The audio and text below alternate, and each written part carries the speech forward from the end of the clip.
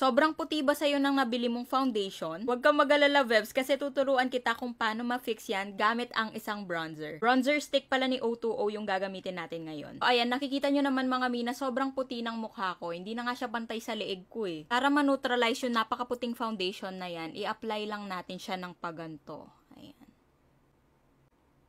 Lalagay na rin ako dito sa may nose natin para naman tumangos-tangos, diba? Pag na-apply mo na siya, Vebs, time to blend it with the brush.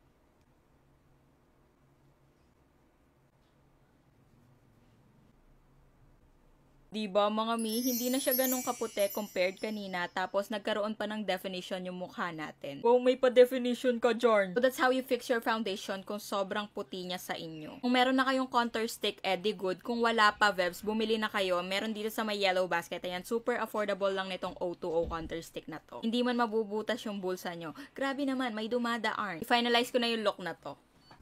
So, here's the final look, mga mi. Diba, hindi na halatang maputi yung foundation na nilagay ko. Naging swak na talaga siya sa skin tone ko. Kaya dapat meron ka rin ito sa makeup kit mo, Vebs.